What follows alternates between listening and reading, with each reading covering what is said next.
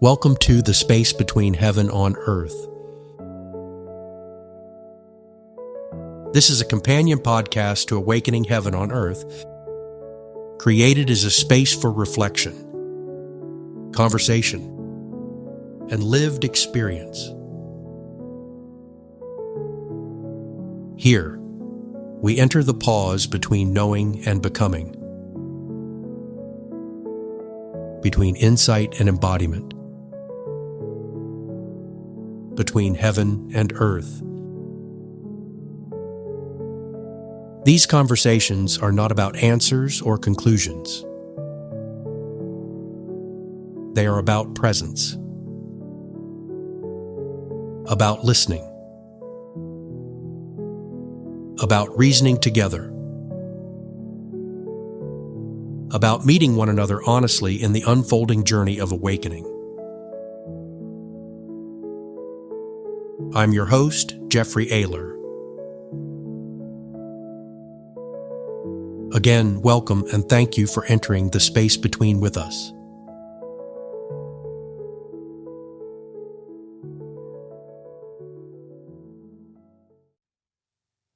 Welcome to this episode of The Space Between. In our last episode, we explored what it means to embody unity. Not simply as an idea, but as a way of living. And today, we're going to bring that question into the world around us. This episode is called Heal the Divide, Unity in Action. Because if we're honest, we live in a world and in a time where division seems to be everywhere. Political division, religious division, cultural division, ideological division, division in relationship, and beneath so much of it is fear. The fear of being wrong, the fear of losing your identity, the fear of the other. But perhaps the deeper question really is, how do we remain human with one another, even in our differences? How do we embody unity in a divided world? So, as we go forward, Joe, Sherri, so glad you joined this morning. This is such an important topic. And it's so fun because the three of us get the opportunity quite a bit just in our personal interactions to have conversations around these things. And it's nice that we're going to be able to collectively be able to share a lot of our thoughts. And we're going to touch on this in a couple of different sections. The first one is really us talking about why the world feels so divided. So the first question I want us to think about is really that. Why do you think people feel so divided right now? I think it's just like you said in the beginning, it's fear. And I think that we are being divided by our social media, by our fear of the unknown. I think we choose fear over love in a lot of situations.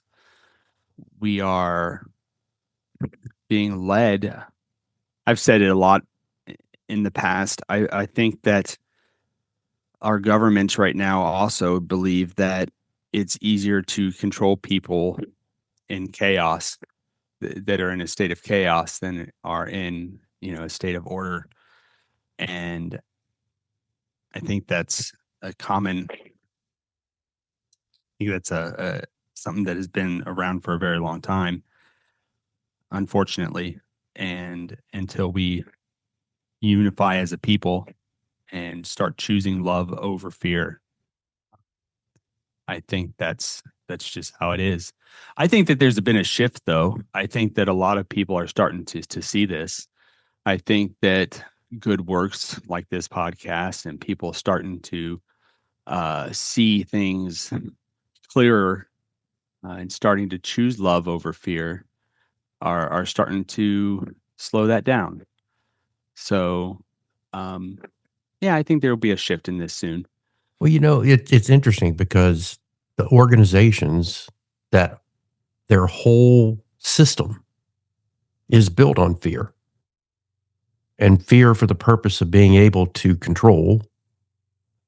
I think they're feeling the shift that's occurring, Mhm. and they're doubling down in some cases because they are afraid of losing control, and people becoming awake to what's happening in and around them and not tolerating that anymore. And when people are in a state of fear, you think of a dog. When a dog is afraid, a dog, especially if it gets backed into a corner, the first thing it's going to do is jump out and bite, even if it naturally loves you. Instinctively, because of the fear, it will jump out and bite you. Well, I think that there's a underlying root cause. This is my view that there's a need for money, control, power, and all of those three elements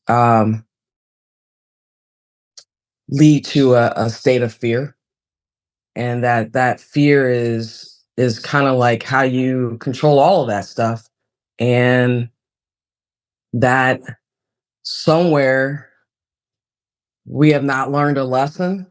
So we are being introduced that lesson again. But I do believe that as we, as a society, grow in a space that will continue to to to learn it and grow. There are, signs of that, but I do feel like it's almost like we're needing to go back and learn a lesson. And because not everybody got it right, and that's always been my view in life. So We talked about this before that, life is all about learning. And unfortunately, the lessons that the universe wants us to learn are going to continue until we learn them. And if we continue to fight against that, the lessons get harder and harder and more difficult because the universe is trying to get our attention. And unfortunately, society and the world have defined success as the accumulation of money and power and control and influence, right? Those are the things that, in the world's view, define success. Yet, I think people who are truly successful are people who love. To Joe's point, choosing love over fear is really the ultimate question. And I think that as the world is raising in vibration, the earth is raising in vibration, and people are rising with it. And the systems that are built on those things vibrate at a very low frequency. And they're feeling that pressure. And I don't like, although I think conspiracies sometimes are quite interesting to dig into, there is some substance to the conspiracy theories that people have. Otherwise, I don't think that they would have them personally. And now, do I think that some people take those to extremes? Yes, I think everything happens in extremes. And a lot of times that's what's interesting to people. That's why the media is totally based on extremes, because nobody cares about the middle. It's boring to everybody, right? So, and Joe, you touched on this, and it's going to lead us right into our second question today. Do you think technology and social media have amplified separation? Yeah, absolutely. It has. I think that a lot of the stuff that goes on has been going on for a very long time, but it just hasn't been as readily accessible. Now, everything that's done is captured on video or audio, and And it's instantaneous. absolutely, it's out there. As soon as it's done, it's out there. And I'm very thankful that everything wasn't recorded and out there when I was a kid. oh man, my parents would have known everything I did right away, immediately, and it couldn't have hid anything. So yeah, I'm glad. Not that I did things that were super bad when I was little, but just thankful that it wasn't all recorded. Um, and and that's just me personally. Now everything's recorded though, and the worst part is that what's recorded now, you can't even be sure if it's true, with everything else that can be modified and technology that can be changed. Again, not trying to get into conspiracies and whatnot of anything like that, but it is, there are things out there that can be modified, changed, altered for good or for bad. And I think that is, it's not always, it makes it so that you can either divide people or it could be used to unify people. And it's a tool that is scary good or scary bad. And Unfortunately, it's not even just social media. I mean, I've been getting, when you go through a political season, you are bombarded with television ads, you're bombarded with mail false. that is totally designed to create hatred and division and separation. And I know that, I mean, even people's characters can be assassinated through these things. And and unfortunately, a lot of this, there is no, they'll take snippets of things out of time, and they'll go into somebody's past, and they'll pull stuff out of the past that may be not relevant in this moment today, in the now, and they'll present it as though it's something that is applicable to now. And there is just no forgiveness, and highly judgmental, and it's designed, honestly, to kill people's character and their integrity, and to kill and to divide, because that's how you gain control, is through division. In the military, we were taught that the best way to overcome the enemy is to divide them. And there's a lot of tactics and techniques that are used to break them down internally so that they become weak mentally and emotionally and psychologically, so that you can overpower them, right? So these aren't new, and this is not new at all. None of this is new. Anyone who thinks, it's just, to your point, I think it's just the fact that it is so easy to access and it's instantaneous. And right? It's just a way to reach so many more people so quickly. Right. Well, and absolutely. And you can't tell me that many of these messages are not fabricated. They are totally fabricated. Right. Right. We're doing this to people. Right. And but it's so much easier to think about doing this in this way from a technological standpoint instead of right there in front of each other. And I think I know we're going to get into this probably later on, but it's still, this is the hard truth of the cowardly. matter. It's cowardly. It is, because you do not have to face the people that you're specifically attacking. Right. They're armchair assassins. In other words, in my opinion, right? They go after people's character, but they don't have to stand in front of them and confront them. Yeah, they've turned it into a video game, and it's a lot easier to do this when you take the people out of it and you're just doing it to something technological.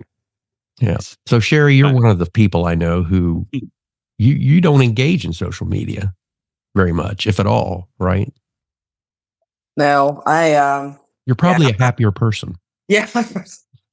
I'm not like one that, that's not something I've really embraced, even when Facebook first came out. So it's not been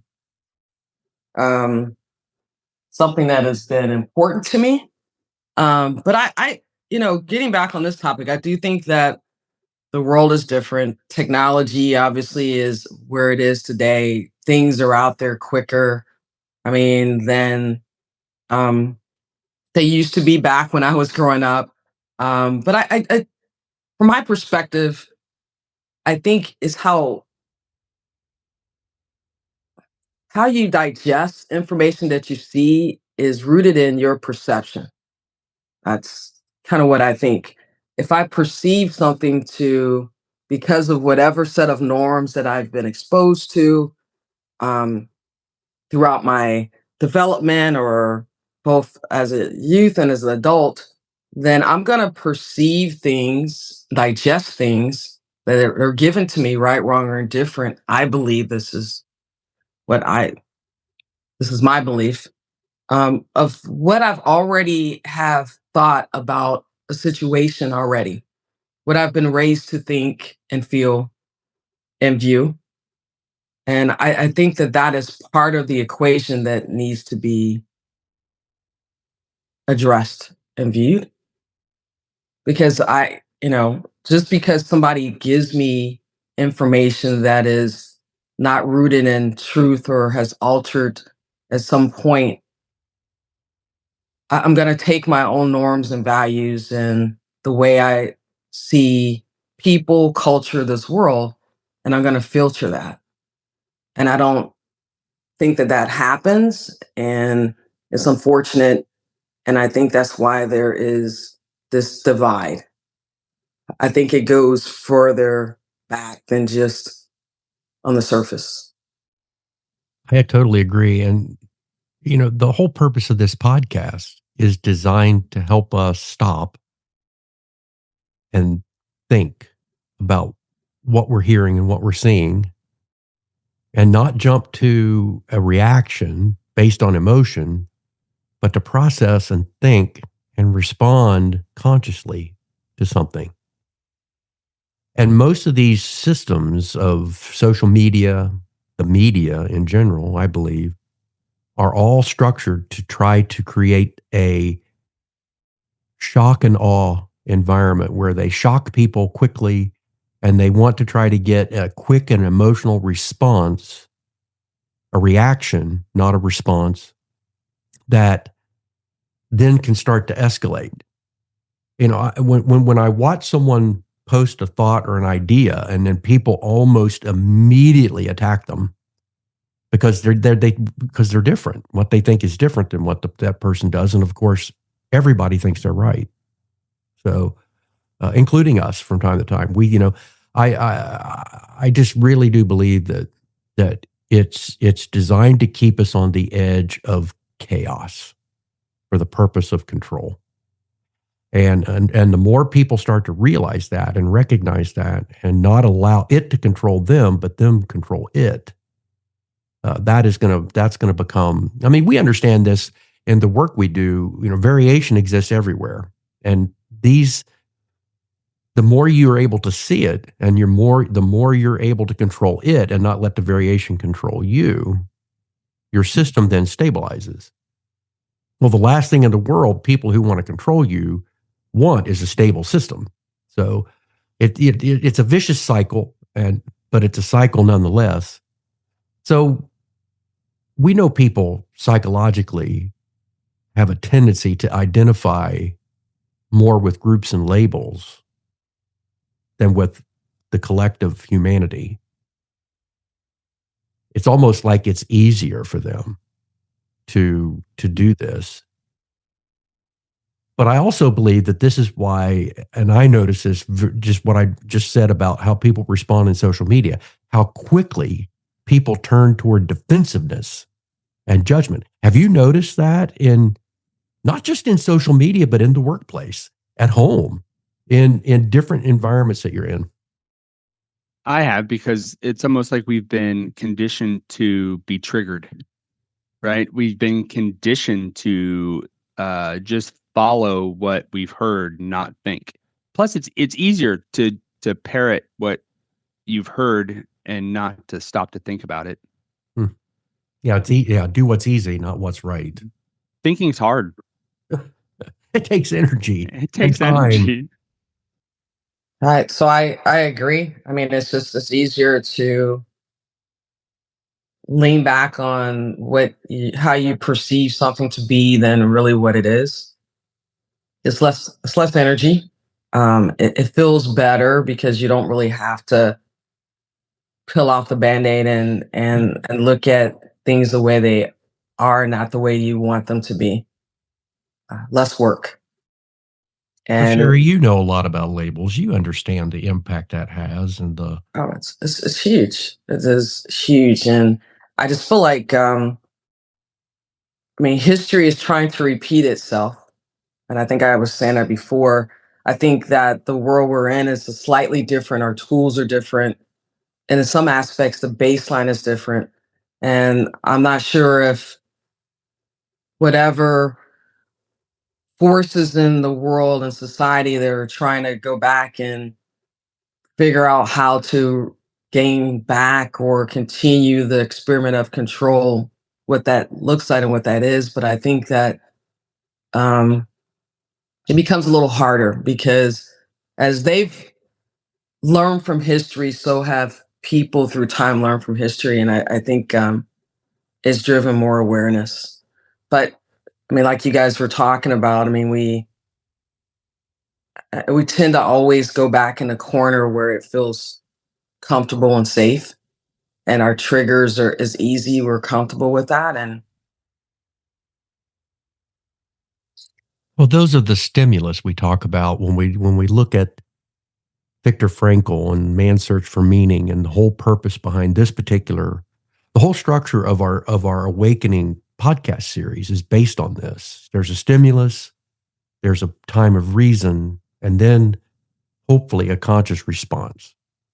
And again, this is what differentiates people, humans, from animals.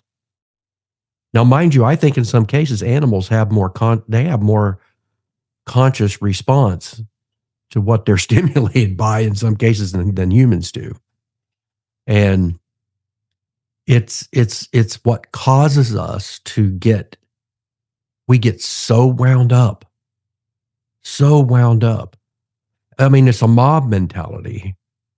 There are people who will riot and they have no idea why they're rioting just because they get caught up in the emotion of the moment. And I don't know why I'm upset, but I'm upset. And it's devastating. It's devastating because it is the exact opposite of how we were built and designed to function. And it should cause us to, when we see it and feel it, we should feel that dissonance, that mental dissonance, that this isn't right. Somehow this is just not right. This doesn't feel good. It doesn't feel right. When our bodies are telling us. Yes. I mean, look at the sickness that's going through us all, everything that's just spreading rampant.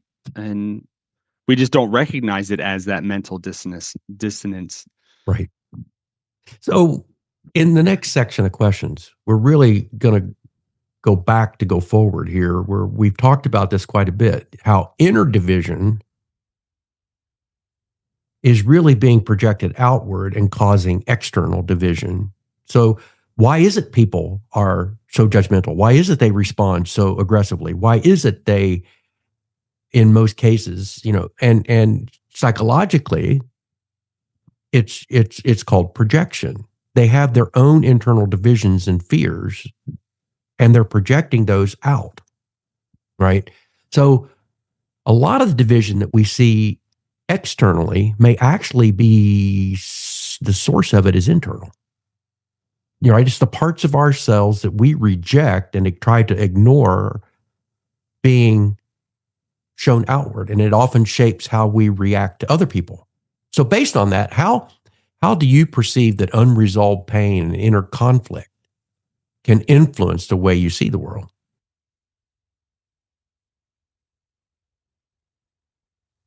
It's everything that we've talked about in this podcast up to this point. Everything that's happening internally is going to be projected outward. So have you seen moments where someone triggered something in you and you later understood and saw that it was really based on something deep within yourself? Well, just about everything. I mean, fear has caused me to lash out and be angry internally, and my internal disassociation with myself, right, has caused me to be angry for no reason, right? I used to be angry all the time, and I didn't understand why. And it's because I stopped to listen to myself. I stopped listening to myself. Um, and because I didn't have that inner unity, I was angry with everything. Um, Once I stopped and started to listen to myself and took time to get to know me internally, I was no longer an angry person. I was able to pretty much eliminate that anger internally. And man, what a happier person I am all around. It allowed me to do all kinds of fun things like lose this weight, to stop and meditate and to calm my mind and see things from a totally different viewpoint externally now. So now I really do take the time, to try So to do see you what's see the going on. world as divided Oh, as much as you did before? So I see the division that's happening, but I also see that we are all one people. I see beneath the division, right? So I can see how people are fighting, but I see us all as one people. I no longer see us as this side versus this side. I just see us as one people that are confused, that need to get over themselves, right? There's a proverb, and I always love it, that says, with much knowledge comes much grief.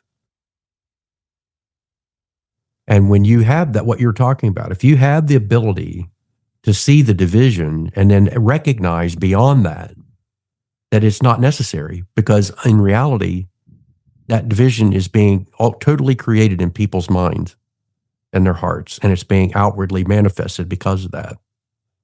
It doesn't have to be that way. And you grieve. Yes. You grieve. It's the same with great power comes great responsibility, right? Yeah. It's the whole, hey, I see what's happening here and it can be fixed. The world does not have to be this way. No. Work environments don't have to be toxic. Mm-mm. Home environments do not have to be toxic. Relationships, in period general, do not have to be toxic. Right. They don't. It's totally self-inflicted. And when you see that and you recognize that people are doing things that are generating that, and you know that that we have the power to stop it ourselves, the world would be a totally different place. Self-inflicted, but motivated by others. Oh, we're totally influenced because, again, we're all one, right? Yeah. And we are influenced. But the fact is that, the only person who controls how you respond to something is you. Right. So, I mean, even in Christian religion, Jesus's response to the attacks that he was getting was totally counterintuitive. Everybody wanted him to fight. He turned the other cheek. He allowed them to say things knowing they weren't true, and he endured it because he knew deep down that it wasn't true. And to add any fuel to that fire is just making more fire. The only way to get rid of fire is to get rid of fuel, because fire will burn until it has no fuel. Stop feeding it. Stop feeding the fire, right? Oh, it sounds so simple, but you have to become aware of it and catch yourself. Am I adding fuel to the fire? What am I supposed to learn from this? I think the other side of it too is just change the perception of the fire, right? So fire does two things. We know that, right? We talk about it. In alchemy, fire is critical. And this is why a lot of people say, the trials that you experience are for your refinement, because that fire can either refine you or it can destroy you. Yeah. Right. Fire will harden certain things and it will melt other things, but it's all fire. And behold what a matter a little fire can kindle, right? A little spark can start this massive And there are in some cases, I think people want to start the fires, right? There's a purpose behind them starting a fire. It could be to distract, it could be to destroy, it could be to whatever. I mean, there's just any number of reasons why. So, Yep. bring us home, Sherri.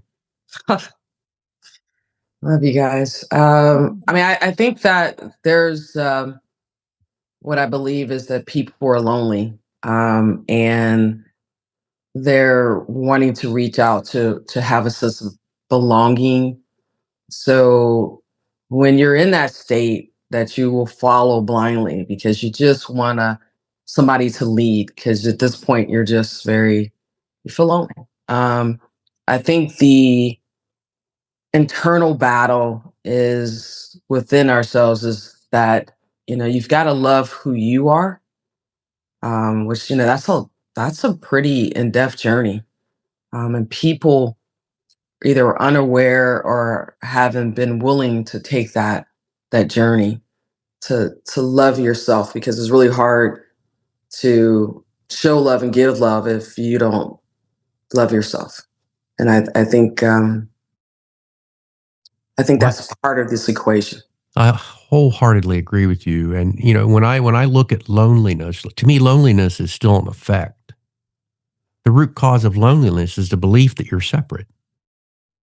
It's this whole concept we've been talking about throughout this whole book of unity, is that there is a veil of separation that exists that makes us feel like we're alone, that we're lonely, and we're not. We are never alone. In fact, we got a song that we wrote based on the content of the book called "You're Never Alone." You're not alone, and you are so correct in saying that.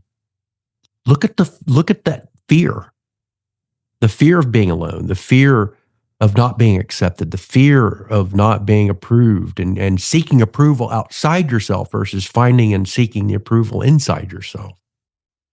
And then projecting that outward, not in arrogance, but in confidence and love as the manifestation of that. I totally, people feel isolated.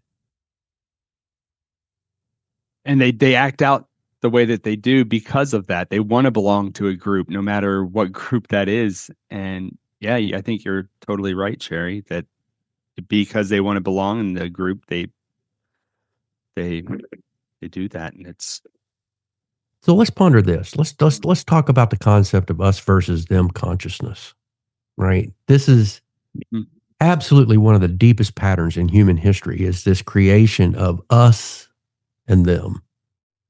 In order to get to us and them, you have to divide. You have to separate yourself from them, right? There's us and then there's them. And it can be by race, it can be by gender, it can be by religion, it can be by culture, it can be by nationality, it can be by any number of things. And if you take that list that I just gave you, every single one of them is a major source of perceived division in the world today. And once somebody becomes other, compassion for them gets a lot harder.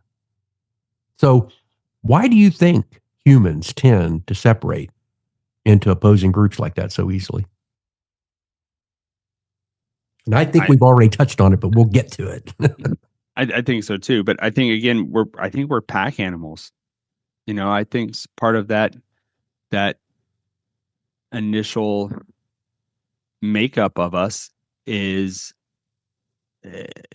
it's part of that nature part, right? I think we're pack animals. I think it's just how we are. That's instinctually. But we're not animals, right? We've talked about we act like animals.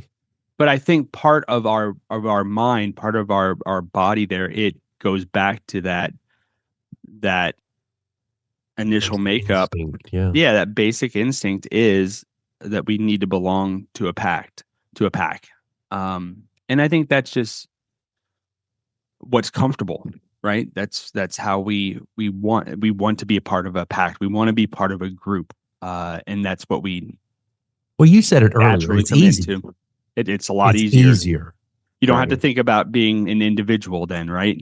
Or maybe having a broader sense of reality. You can limit what you focus on by being a part of this limited group of people that believe in a limited number of things. And Yeah. right. It's a lot easier to say what you've heard than to have to think about it. And you can do that and hide in a group a lot easier. Right. And we again, call you it have the that hairball. That's right.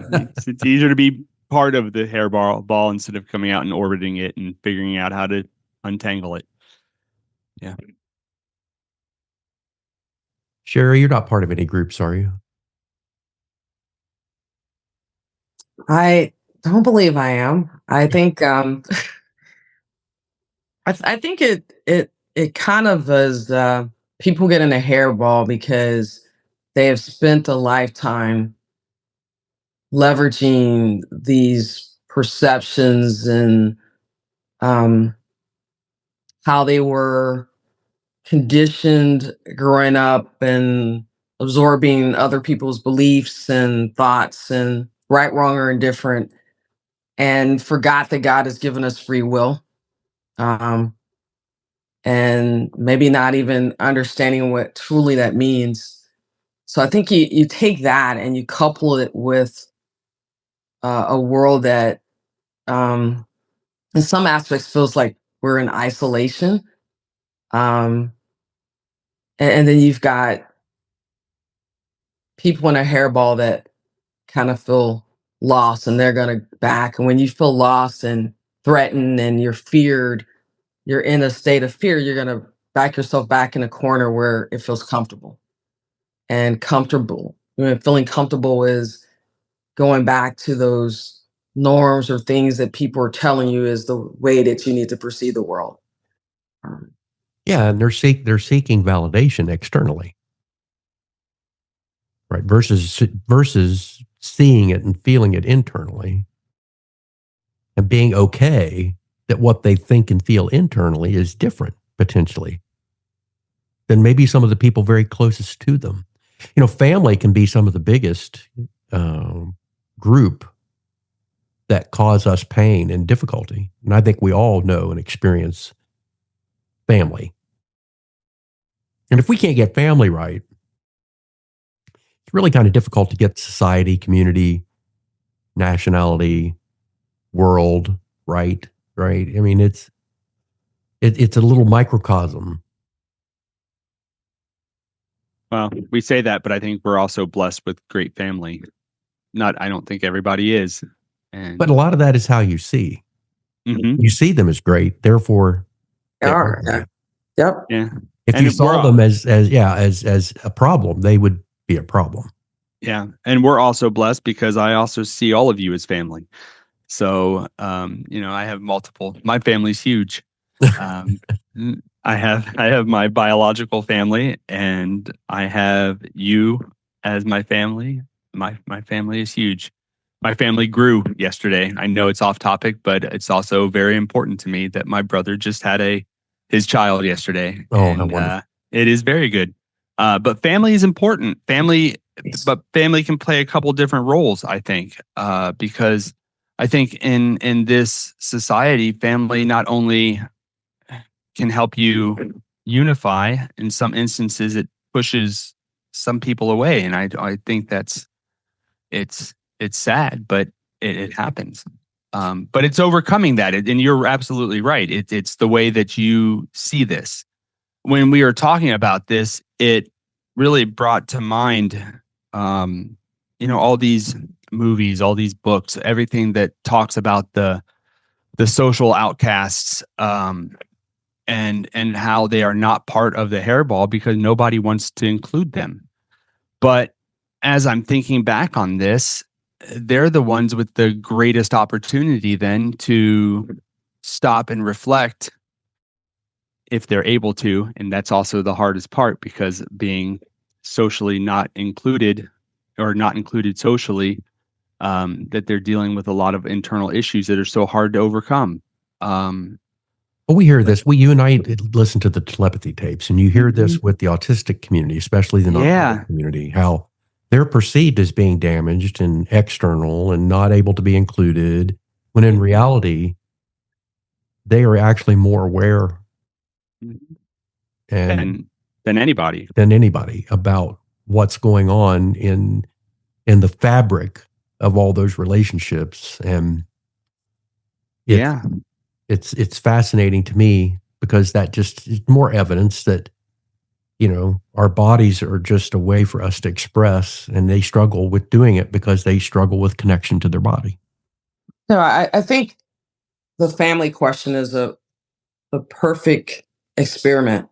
Um, I mean, you can't divorce your family, so um, you take the good, bad, and the ugly with what you get, and you work through that.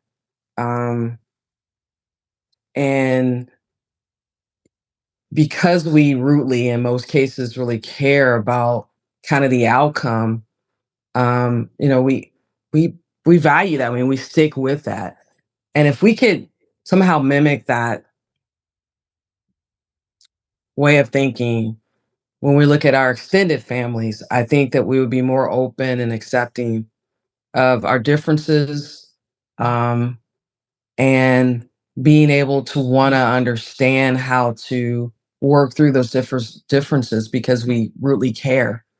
Um, and I think the family element of it is huge because there are things in that element I think that all of us share, no matter what culture we're in, that everybody had they come with a lot of differences, and we're able to kind of you know um we're accepting of that because we have no choice. I mean, our choices might be like, okay, we put a little distance, but at the end of the day, it is it's the playbook that you're given. And so most of us, I think, would say that we still would work through it, and we would figure out a way to embrace the differences, so that everybody can exist. And it just would be a beautiful thing if people looked at the world as their extended family. And I love that you said that, Joe, and understand, like, you know, maybe we can't divorce this extended family because we're all part of God. And, let's work to understand the differences. We can't change, but we can definitely change who we are and how we approach things. 100% agree with you. And we think of the family as a laboratory. It's like a little laboratory. Again, if I can get family right, I have a higher probability of getting my work culture right, of getting my community right, of getting all the greater or collective right. And so even within family, we'll go on to this next question. How can we still hold very strong convictions and beliefs without dehumanizing people that disagree with us? Why do we have to hate someone if they don't agree with us in some cases? And we do that in our family, we do that outside of our family. And so how do we do this and not dehumanize people? You have to remember that the people that you are disagreeing with are still people. Remember that remember they're your family. Remember that they are still the people that you know and that you love. No matter what they're saying, no matter what is coming out of their mouth, stop and don't be triggered by it. Just listen to what they're saying. Even if you don't agree with it, just remember that they are people. I've had this conversation with multiple people, and it's just over the last couple weeks, and they are getting so worked up about stuff that is just words. They're it doesn't even matter about the stuff they're getting worked up about. They're being triggered by something that is out there, and I tell them, stop for a minute. Look at what you're saying. Look at what you're saying and who it's about, and they'll stop for a minute and they'll actually stop and think. And they're like, yeah, that's silly. Like, most of the time it is. And then we'll sit and we'll talk. And man, every time that we've done this, I've done this at work for years, right? Most of the time in our work environment, when somebody is so worked up about something, we'll just get the right people in the room and we'll discuss it.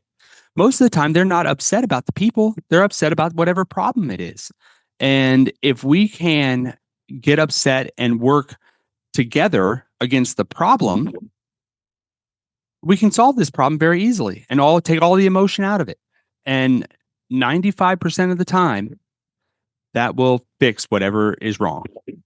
And I think that stopping, listening to what is really aggravating the people involved, they're not normally mad at the people. They're mad at whatever the problem is. So what I'm hearing you say, let me make sure I understand. Yes. Is you're really almost forcing them to stop and enter a space between. Absolutely. The very essence of this podcast, right? Absolutely. What you're doing is learning that we each can be facilitators.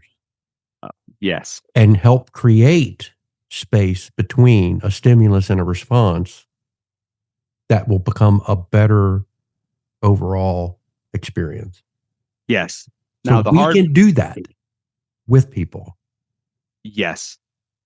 But the hard part is getting them to first calm down and listen.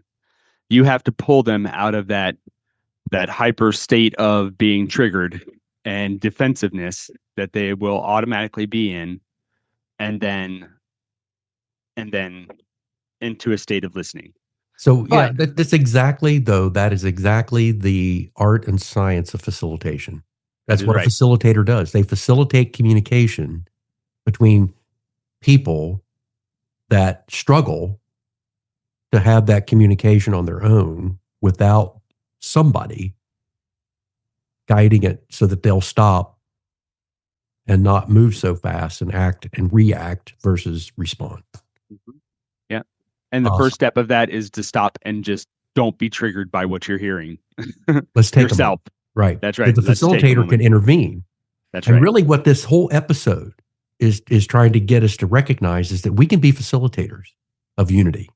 We can be facilitators of that. And if we can do that collectively, think about how we would de-escalate and how much better the decisions could be and how much more we can get people into harmony. It's not that you're going to prevent some of the reactions initially, but it's containing and controlling and keeping them from getting bigger than what they have to be. Absolutely. Well said, Joe. Well, I just said words. You put it all together. What a great facilitator you are. There you go, man. It's natural. It's natural. It's natural. It's just natural. I think we have to lead by example. That, it tends to make the environment of being a good facilitator more acceptable from others if they see people that are kind of serving that role approach problems and situations the same way. So I think that becomes key as people trust. And I think also that getting to know and understand, taking the time, caring about where a person is at that moment, I think is important. I think we've mentioned that 99% of the time, whatever that conflict is probably not even the conflict. Is coming from something else that is causing that person to feel the way they do. And the only way that you're really going to understand that is to take the time to care about people, whatever it is that they're going to share with you in their lives. I think that makes the conversations around conflict a lot easier because I'm going to not perceive the way somebody's talking to me or what they've said if I have insight in terms of other things that are happening around them in their lives, because I care to get that insight. And I think today we don't take the time to do that, but I think it's a very important part of a conversation, and it's a very important part of, in my opinion, being an effective facilitator. So perhaps unity then does not require sameness. Perhaps it just requires us to remember, to Joe's point, that another person's humanity is not erased because of difference. Yeah, to me, if everything were the same, everything would be vanilla. Everything would be everything would be boring. God wants to experience life. The source, the universe, wants to experience life through us, and the diversity is what makes it interesting. It's what makes it exciting, and it allows us to learn. The only way you're going to learn is to learn something you don't already know, or to be exposed to something you're not familiar with. And instead of reacting in a negative way to that, what if we reacted in an inquisitive way? Hey, I wonder why they think that way. You know what? There's probably some validity to their thoughts, given what they experience and where they're coming from and what they have to go through in their life. So, as we start to transition this content more towards unity in action, right? So, this is what makes unity meaningful. It's when we go beyond the concept, the theory, and the words we talk about into action. What is unity in action? In presence and into the way we actually live. So let's talk. We've already touched on a number of really kind of simple, not easy, simple, but practical ways we can begin to heal division in everyday life, in our personal interactions. So how do small interactions influence the collective energy around us? Oh, it's huge. Every little thing you do contributes to the whole. You stop and listen. You care, to Sherri's point. Be there. Listen to people. Be present. In be get into the hairball so that you can figure out how to entangle it, but don't be entrapped by it. Right? I think you have to see what's going on, look at it from both sides, but don't be entangled by it. And I think it's important to be empathetic with the people that you are facilitating inside of this. In order to facilitate, you have to see things from both sides. You don't have to be an expert on it, but you have to be able to listen to both sides. Well, and you don't have to agree. That's right. With it. Yep. I that is 100% correct. But you have to be able to let both sides say their piece, and then normally as they're talking it out with each other there, the true issue will come out. And a lot of times, like we just said, it's not even the issue that each of the people are thinking about, or think that it is. The real problem will arise, and then we work on that problem together. And that's the beautiful thing. It might even be just an issue with one person. That one person might have the issue internally, and let that person talk that issue out amongst themselves. You're facilitating with one other person. Let them talk it out. And it's amazing how that can work. Well, we know from experience that one person can have a significant influence on a collective, on a Yes. group. And in many cases, we talk about the elephant in the room. A lot of times people don't want to deal with the elephant in the room. They just keep walking around it. They keep talking around it. They act like it's not there, yet it is. And it's, how do we deal with that and deal with that in a way that is constructive versus destructive? That's unifying versus dividing. I think again, it's one bite at a time, right? I mean, it's in small steps. I think that it's don't be triggered by anything, and just Well, stay you can't eat positive. an elephant you don't recognize and see, right? And you That's can't right. eat it in one bite. You got to eat it small right. bites. That's right. So, That's right. I mean, even if the elephant is chocolate, you can't eat That's it right. all in one bite. That's right.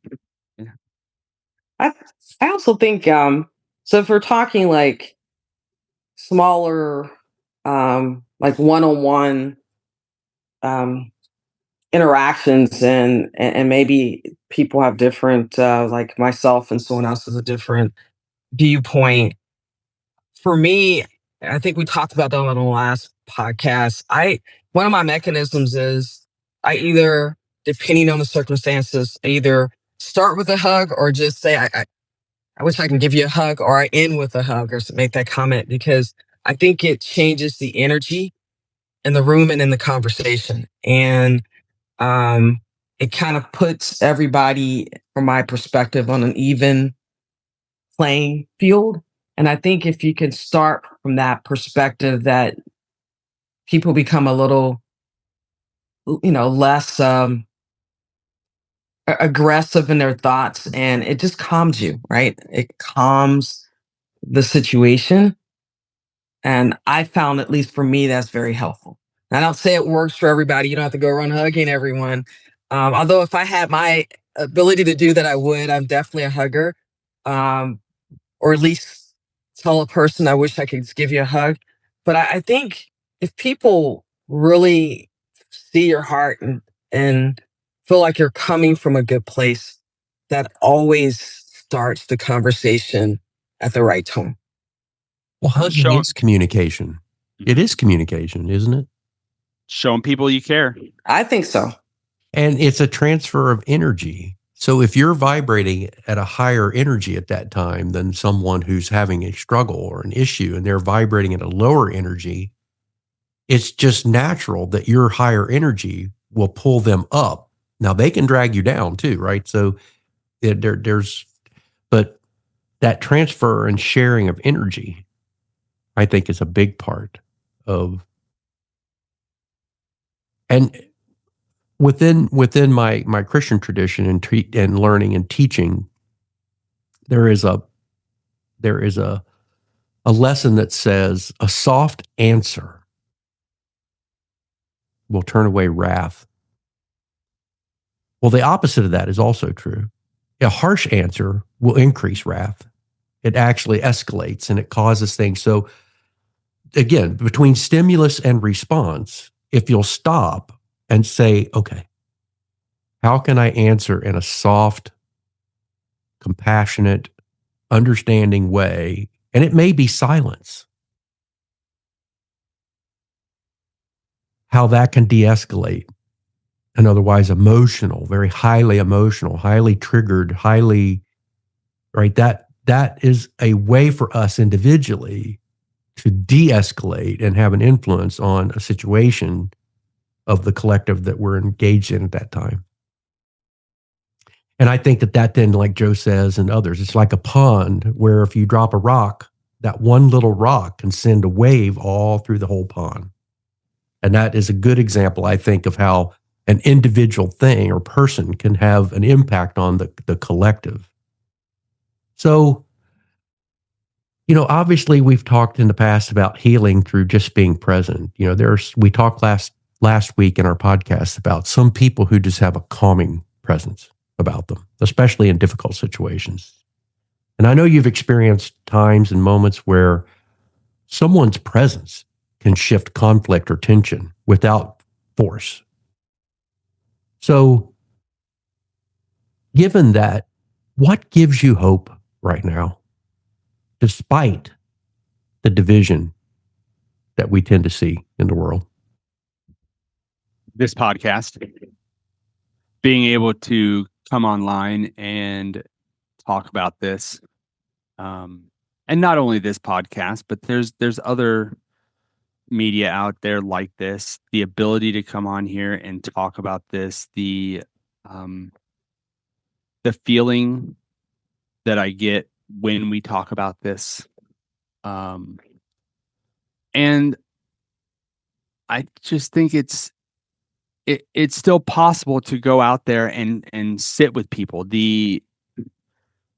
I am good at talking with people and facilitating an issue. Now, most of the time it is at work. It is working through issues there in our work environment. I'm getting good at it with family. I'm getting good at it with friends.